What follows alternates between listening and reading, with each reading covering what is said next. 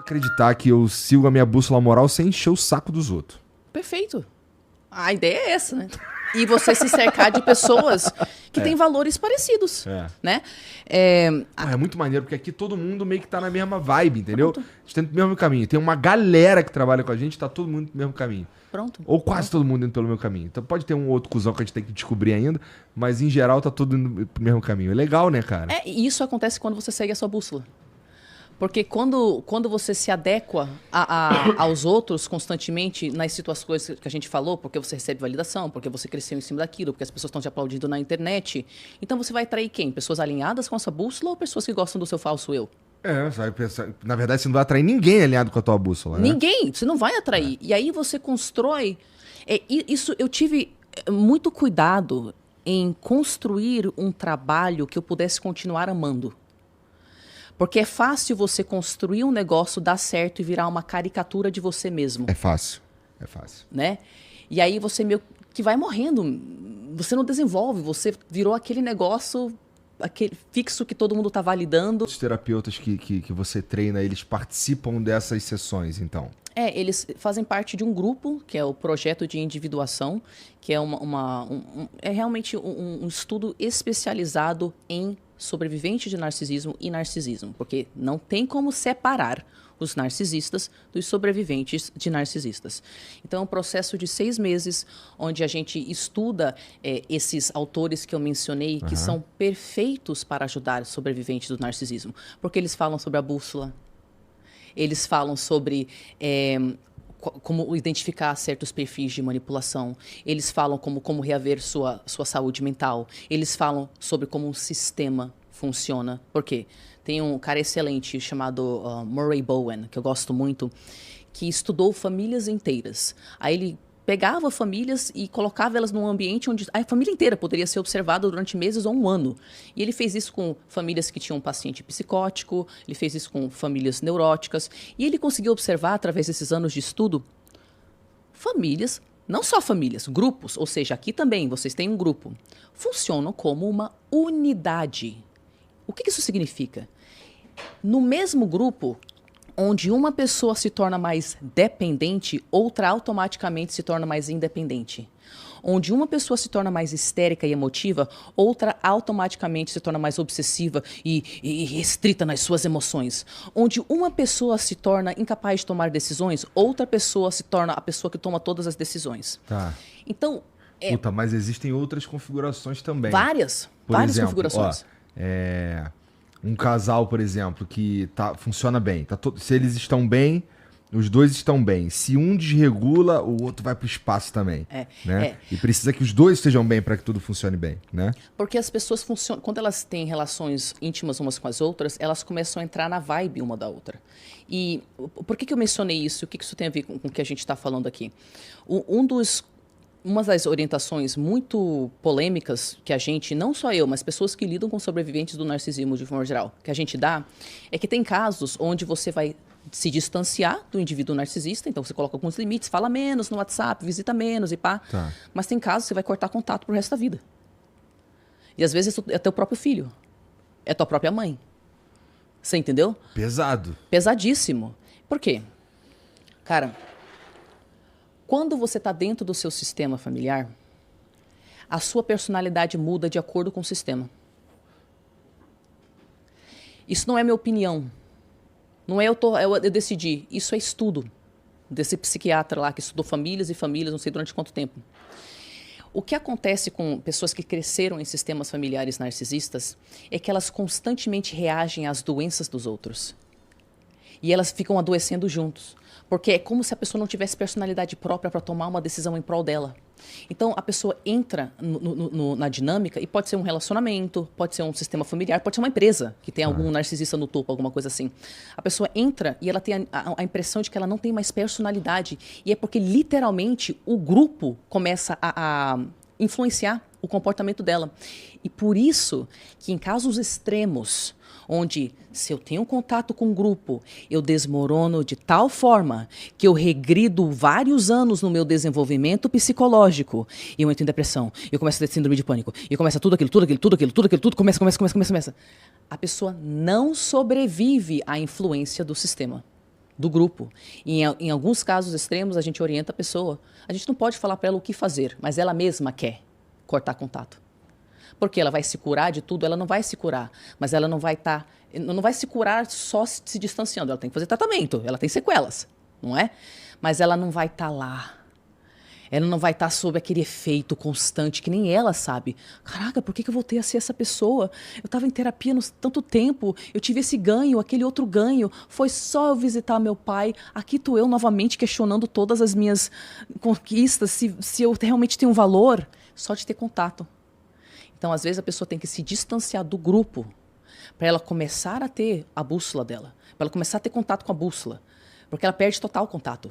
E aí, aos poucos, parece que vai fazendo downloads de partes da personalidade dela, até ela sentir que ela não é só um bando de fragmentos flutuando por ali, sem qualquer tipo de forma. Aí, aos poucos, ela vai construindo um tijolinho aqui, e um tijolinho aqui, e um tijolinho aqui. Aí ela começa a construir um senso de eu, e não dá para fazer isso ao lado do sistema adoecido, sabe? É por essas questões que as pessoas têm que estudar o sistema. Quem está em torno da pessoa adoecida. Como que isso impacta, particularmente nesse perfil de personalidade. Cara, o que dá pra eu fazer? Não sei, porque assim, se precisa do colapso, meu irmão. O quê? Eu não vejo mais, não vou mais perto, ou eu falo alguma coisa. É complicado. O que a gente faz? O indivíduo...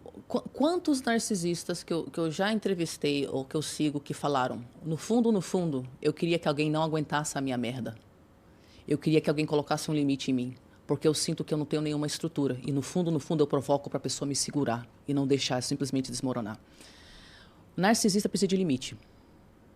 Limite não é dar um soco na cara do outro. Isso é você ser agressivo, você ser o cuzão. Não é você ser ele, agir como ele. Não é isso. Limite é eu comunicar para você, num tom não acusatório, numa forma não violenta. Olha, eu não gostei disso aqui. Semana passada, quando estava a situação oposta, você não gostou. Não faz sentido você sentir que você pode colocar esse limite nos outros, mas você tem direito de fazer o que você quiser. Eu não vou aceitar isso aqui. Mas não sei o quê, blá, blá, blá, blá, blá, blá, blá, blá, blá. Xinga, chia, fica puto, joga não sei o quê, grita, né? E eu... Por que os sistemas sucumbem ao narcisista?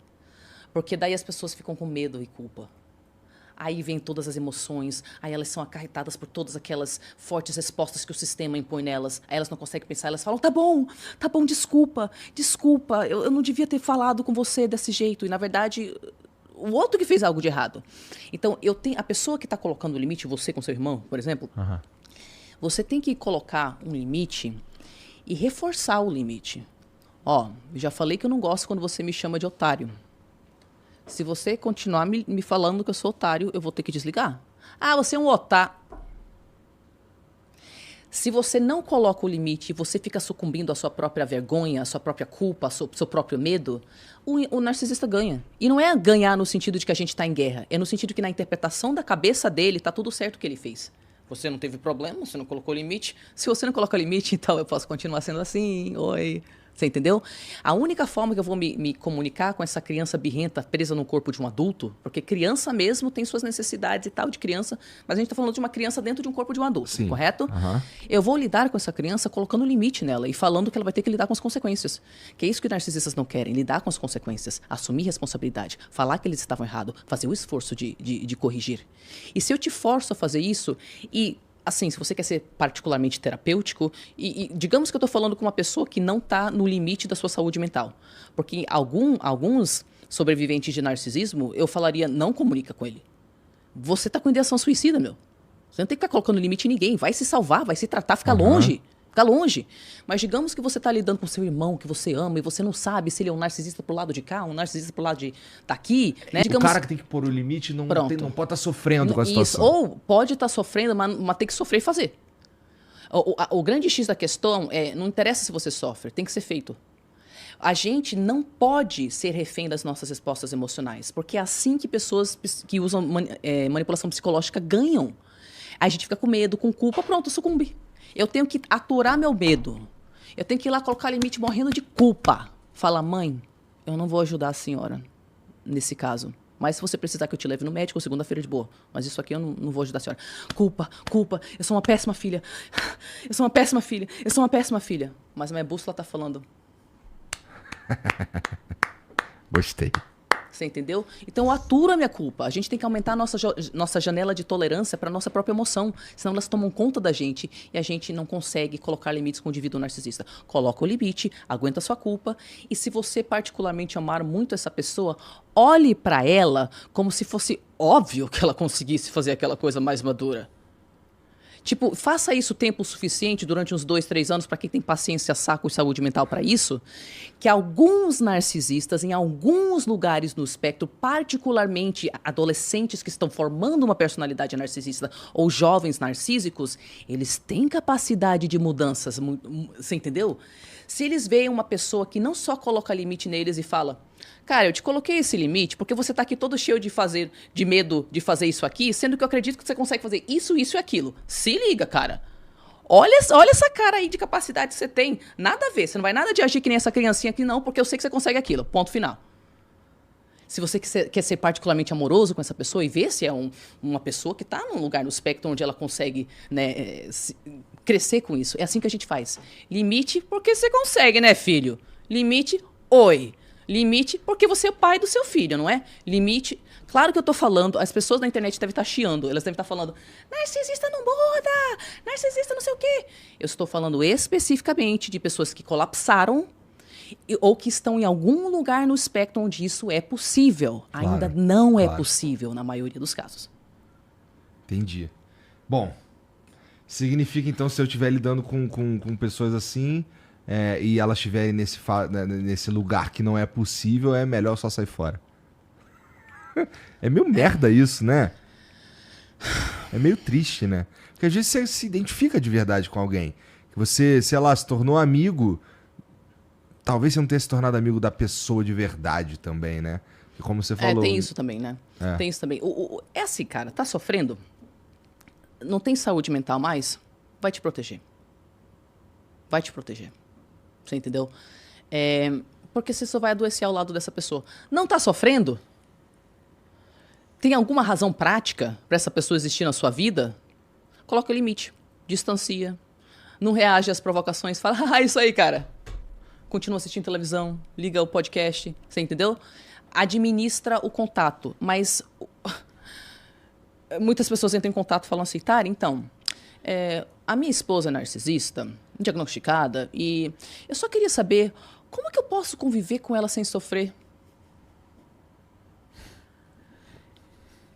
Cara, sem sofrer eu não sei te falar. Sofrendo, mas sofrendo um pouco menos eu consigo te ajudar. E de que forma que a gente sofre um pouco menos? Se a gente tem que ter contato com o narcisista. Se ele é pai do meu filho, eu vou ter que ter contato com ele. Eu não vou conseguir cortar ele da minha vida. Se eu sou filha única de uma idosa com câncer terminal e eu não tenho finanças para contratar alguém para cuidar dela, eu vou ter que cuidar dela. Tem 10 milhões de situações onde as pessoas não vão cortar contato. Elas não vão conseguir reduzir contato mesmo que elas queiram. Correto? Então, se você tem que conviver... Então, porque eu sou teu amigo, eu vou te falar aceita. Sabe o que frustra? É o pensamento de um dia ele vai me enxergar. Não, ele não vai. Porque ele não está fazendo terapia para isso, ele não reconhece o narcisismo dele, ele não está mostrando atitudes concretas, duradouras, que melhoram ao longo do tempo. Então você está no mundo de fantasia porque você queria muito amar e ser amada por esse cara. Então você fica lá no mundo de fantasia, mundo de fantasia, mundo de fantasia. E eu falo para essa pessoa, mas qual é a razão que você tem para acreditar que ele vai te enxergar, que ele vai melhorar, que ele vai pedir desculpas, que ele vai falar, agora eu sei que você está certa, né? Que ele vai te validar? Ai, nenhuma. Então por que você está me falando isso? Ai, porque dói. Mas dói mais o quê? Você esperar o que é impossível? Ou você entender, já que eu sou financeiramente dependente desse cara e não vou conseguir me libertar durante os próximos tempos, acho que eu vou aceitar que é isso. Se você tem que conviver com um indivíduo narcisista, então você tem que ir pelo caminho da aceitação. Porque você sofre menos. Como dói você ir para o seu pai e falar, fiz o que meu pai queria, ele vai me validar. Aí ele chega lá. Nossa, até o vizinho fez melhor. E ele tem 10 anos. Você entendeu? E aí, tipo, você fica lá, pô, eu tava com a expectativa de que ele ia me validar. O que dói é a expectativa. Então, se você tem que lidar com o narcisista, por qualquer razão, mata a expectativa. Mata a expectativa, preencha a sua vida de outras formas. Passa muito tempo fora de casa, tenha outras relações com pessoas saudáveis. Faça aquele curso de pintura que você estava querendo fazer, que você foi morrendo por dentro e achou que você não podia fazer, porque, ai meu Deus, quem sou eu para fazer pintura? Vai fazer pintura, vai comprar aquela roupa, fazer não sei o que com o seu cabelo. Você é financeiramente dependente dele, vai continuar? Então é isso. Aceita, passa menos tempo ao lado do indivíduo, não tenha nenhuma expectativa, não reaja às provocações dele e preencha a sua vida de todas as belezuras que você puder de outras formas. Faz sentido. Talvez seja a melhor maneira de...